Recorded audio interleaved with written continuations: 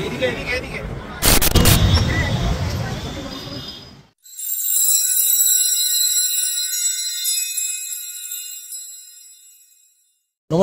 আমি Debraj Mukherjee and welcome back to my YouTube channel Variety Unfolded once again.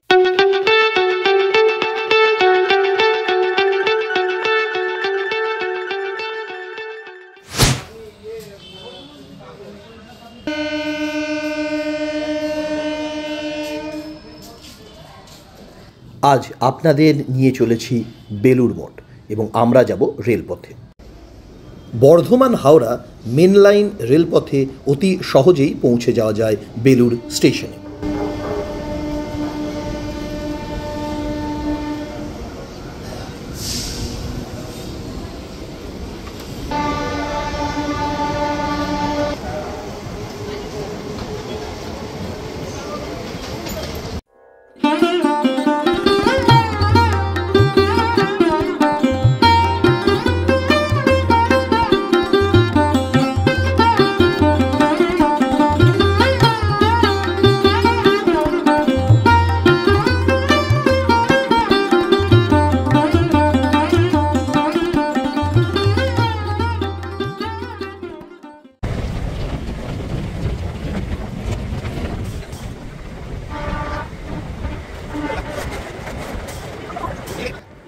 Train এইমাত্র বেলুড় স্টেশনে ঢুকল।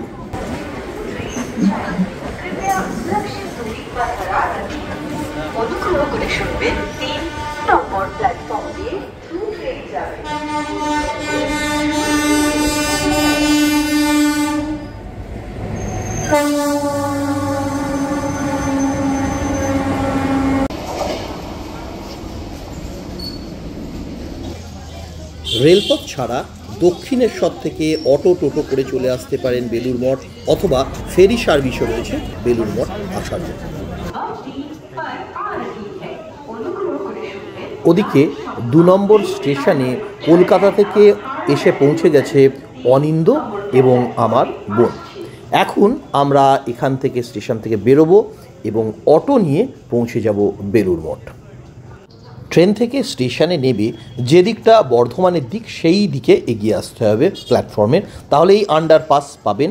এ পথে বেরিয়ে এসে এখানে অটোর খোঁজ করতে হবে। বেলুড় মঠ যাবেন আগে আগে।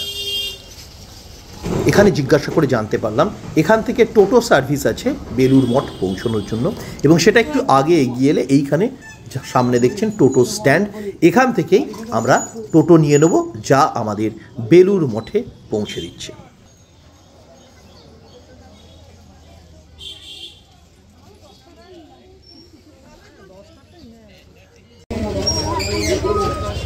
এখান থেকে বেলুড় মঠ নিয়ে যাচ্ছে এবং পার হেড 15 টাকা করে রেট।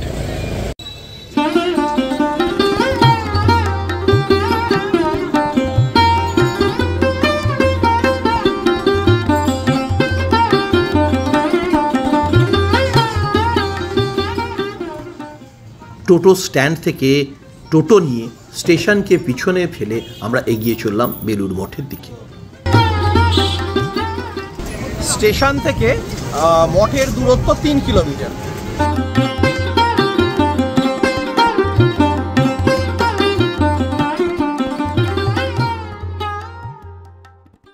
এসে বললো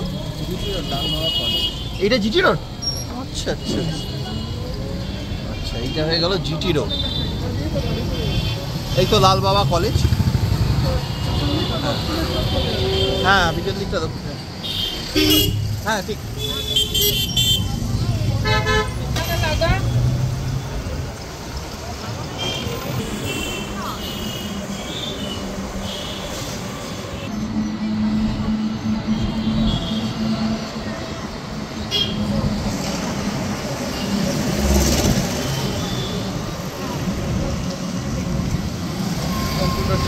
আমরা অলমোস্ট এসে গেছি। এখানে একটা ইনফরমেশন দিয়ে রাখি, যারা ভোগ খেতে চান তাদের সকাল 11:30টার মধ্যে এসে এখানে নাম নথিভুক্ত করতে হবে। কোনো নির্দিষ্ট মূল্য নেই, আপনি আপনার ইচ্ছে মতন অর্থ এখানে অনুদান দিতে পারেন।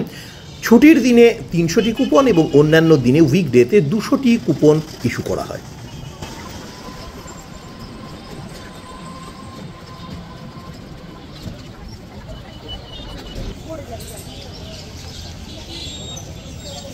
বেলুড় মঠের এন্ট্রেন্সের সামনে এসে দাঁড়িয়েছি।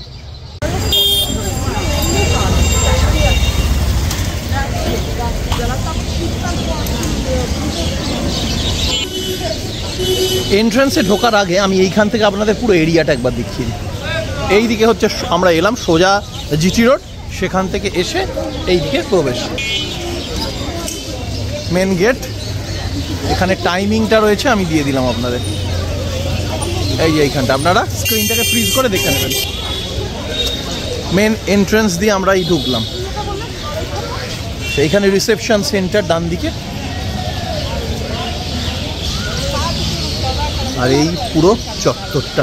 কটা থেকে দিকে তাহলে 4:30 মামনিকে আগে না বলে কি হ্যাঁ, ওই বিল্ডিংটা হয়েছে।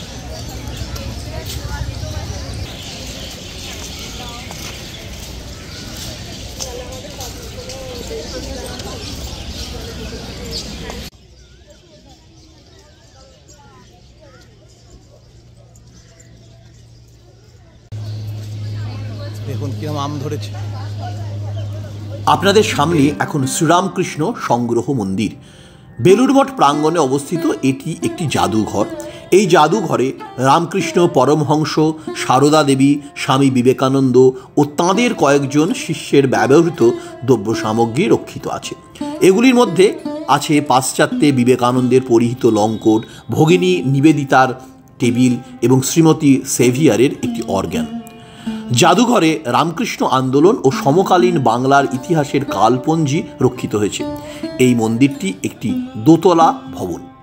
এই ভবনে প্রবেশ করতে গেলে এইখানে বাইরে জুতো খুলে রাখতে হয় এবং প্রবেশ মূল্য জনপ্রতি 10 টাকা।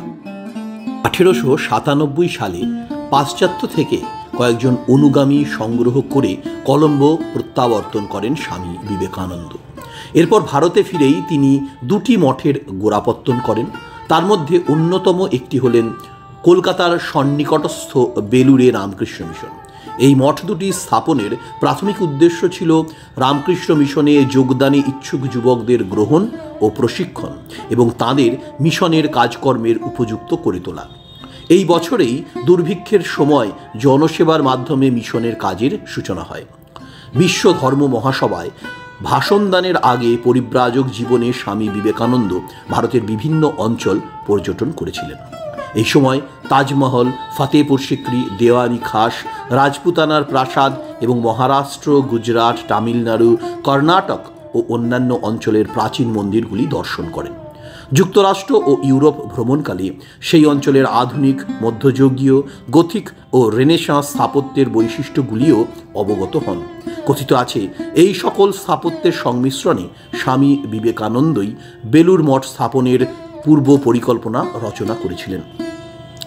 তার পরিকল্পনা অনুযায়ী তাঁর সন্ন্যাসী ভ্রাতা ও রামকৃষ্ণ পরমহংসের অপর সাক্ষাৎ শিষ্য স্বামী বিজ্ঞানানন্দ মন্দিরের নকশা প্রস্তুত করেন।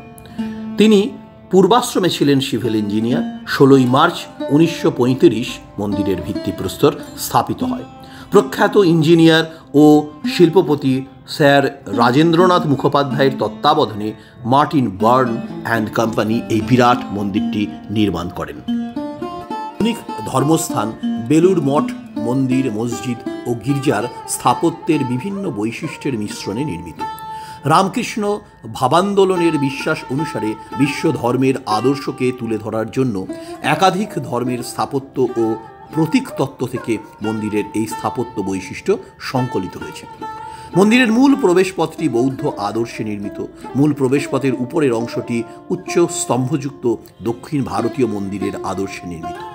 মন্দিরের ভিতরের জানালা ও অলিন্দ উত্তর ভারতের রাজপুত ও মুঘল স্থাপত্যের আদর্শে তৈরি। কেন্দ্রীয় গম্বুজটি ইউরোপীয় রেনেসাঁ স্থাপত্যের নিদর্শন। আবার ভিতরের মেঝেটি কতকটা খ্রিস্টান ক্রসের আকারে বিন্যস্ত। বেলুড় মঠের অভ্যন্তরে দ্রষ্টব্য স্থানগুলি হল শ্রীরামকৃষ্ণ মন্দির, পুরনো ঠাকুরঘর, স্বামী বিবেকানন্দের বাসকক্ষ, স্বামী ব্রহ্মানন্দ মন্দির, শ্রীমা সারদা দেবীর মন্দির, সমাধিপীঠ, পুরনো মঠ, রামকৃষ্ণ মিউজিয়াম ইত্যাদি। প্রতিদিন নির্দিষ্ট সময়ের জন্য বহিরাগত দর্শক ও পুণ্যার্থীদের দর্শনের নিমিত্ত মঠ ও ও মন্দিরের দ্বার খোলা রাখা হয়। দেশ ও বিদেশ থেকে বহু মানুষ প্রতিদিন এই মন্দিরে শ্রদ্ধা নিবেদন করতে আসেন।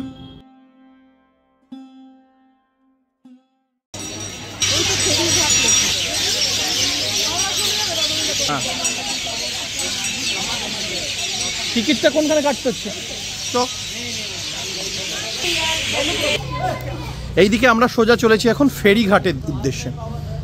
এই রাস্তা দিয়ে ফেরিঘাট। ফেরিঘাটটা আপনারা কিন্তু খেয়াল রাখবেন, 7:30টায়, সন্ধ্যা 7:30টায় বন্ধ হয়ে যায়। এইটা আমরা বেলুড় মঠের কম্পাউন্ডের বাইরে চলে এসেছি। এইখানে দেখুন পরপর দোকানগুলো রয়েছে, নানা রকমের দোকান। আর ফেরিঘাটটা কোন দিকে? এখানে কার পার্কিং রয়েছে। ফেরিঘাট এই দিকে মনে হয়। চলুন।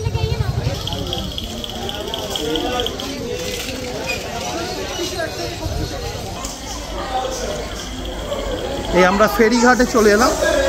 এইখানে টিকিট কাটতে হবে।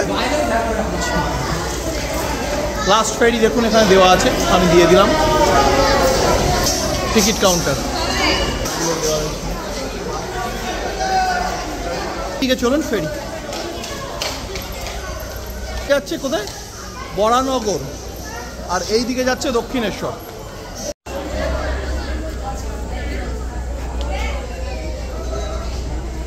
আজকে আমি আপনাদের বেলুড় মঠ ঘুরিয়ে দেখানোর চেষ্টা করলাম। তো সেই ভিডিও কেমন লাগলো আপনাদের অবশ্যই আমাকে নিচে কমেন্ট সেকশনে কমেন্ট করে জানান। নিচে ডেসক্রিপশন বক্সে অ্যাজ ইউজুয়াল আমার মিডিয়া হ্যান্ডেলস রইল, চাইলে ফলো করতে পারেন। আমার চ্যানেলটিকে লাইক করতে, সাবস্ক্রাইব করতে এবং পাশে থাকা বেল বাটনের অল অপশানটি অন করে দিতে ভুলবেন না। এতে হবে কি, আমি যখনই নতুন কোনো ভিডিও আপলোড করব তার নোটিফিকেশান সবার আগে আপনাদের কাছে এসে পৌঁছবে। আজকের মতো এখানেই বিদায় নেব। খুব তাড়াতাড়ি ফিরে আসছি পরবর্তী ভিডিও নিয়ে। ততদিন পর্যন্ত সকলে সুস্থ থাকুন, ভালো থাকুন। নমস্কার।